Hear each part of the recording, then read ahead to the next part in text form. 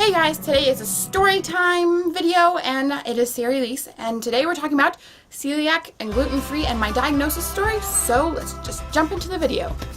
What I have, and basically what it is in your small intestine you have like these little fingers, and they help whenever you eat food to digest the nutrients that you can get from food, which makes you big and strong and healthy. And mine, they're called villi or villi, however you want to say them. And they are just like big fingers, like I said before, and they help absorb nutrients. That's basically their job. But if you are a celiac and you've been a celiac, that made no sense right there, but that's okay. Been a celiac for a little while, then yours probably look like this, or maybe a little bit up. And they kind of try and get the nutrients, but since you've been eating gluten or wheat and gluten, just for your information, is the same exact thing. And so if you hear me saying gluten, I just mean wheat.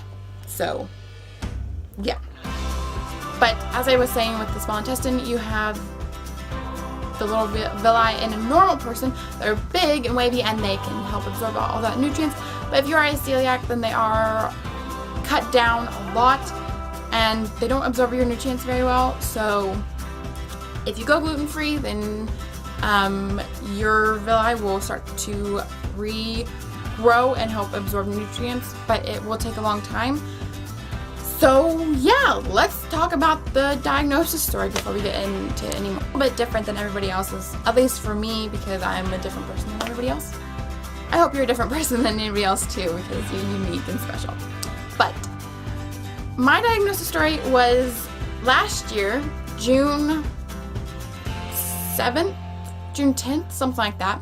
We had traveled out from Colorado, which is where I used to live, and we traveled out to Pennsylvania, which is where I now live, and that's here now in the present today, May 27th, 2016.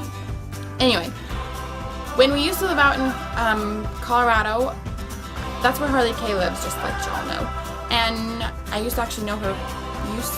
I know her amazingly well, and I'm still amazing friends with her, so y'all should go check out her channel if you haven't already done that. And don't forget to subscribe to her channel and like her videos because she's an amazing person. As I was saying, my diagnosis story is when we lived out in Colorado, we traveled out to Pennsylvania, and my grandpa is a doctor, and so I had been having some stomach issues, and I just had not been feeling very well. I was very sleepy and very just groggy and not feeling very nice, and so he suggested that maybe, just on the very slight little chance, maybe I have celiac. And at that point I had no idea what that meant, and so I had to learn a whole bunch about it, and I still don't know everything about it, and I'm so sorry because I'm still learning, and hopefully you guys can learn from this video too. And if you have somebody in your family that is gluten-free, well then share this video with them. They are not alone. Because I used to think I was alone for a long time until I figured out that I'm not. There is a website, it's celiac.org. I'm pretty sure that's what it is. If I'm wrong, I'm so sorry. But it is a celiac foundation. Anyway, if you get gluten-free stuff, sometimes you can look on the side of it and it'll say celiac foundation. It has like a little butterfly, I think. I'm not sure. Anyway, I'll have a link of their website down below so you guys can look at all the gluten-free stuff and figure out if you want to learn more about it, I guess is the word I'm trying to say. But yeah, my grandpa, who is a certified doctor, just to let y'all know I'm not making this stuff up, and he said, well, maybe you have celiac, and of course I didn't know what that meant, so it made no sense. It was Greek to me, or Latin, or because I don't know any of those languages. But we had stayed out there for a little while, and then we traveled back out to Colorado, and we had stopped by the doctor's office to get my blood drawn because there's 3 different ways. I can only remember 2 of them right now of how you can get diagnosed with celiac. The newer one, I'm pretty sure it's newer, is where you get your blood drawn.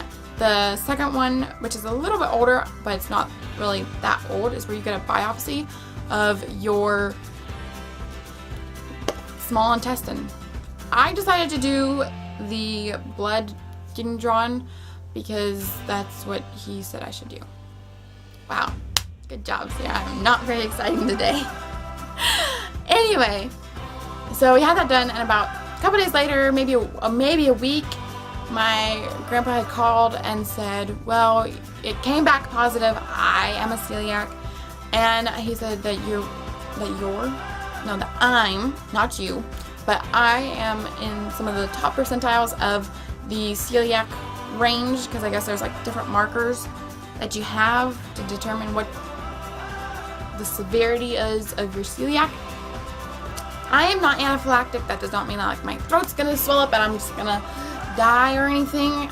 I don't own an EpiPen. I don't have any of that stuff. Thankfully, if you do, I am so sorry. And yeah, you are a very strong and brave person. I'm just gonna say that.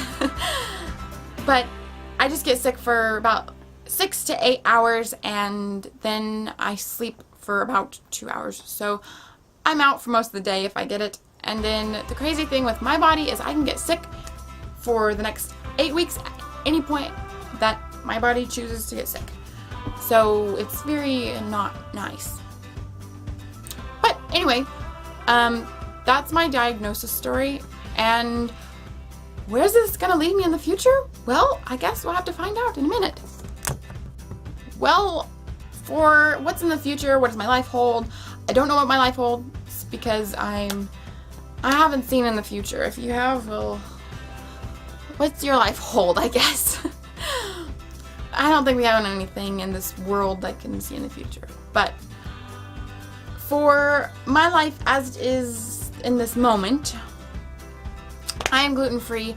My 1-year anniversary of being a celiac is on June 17th.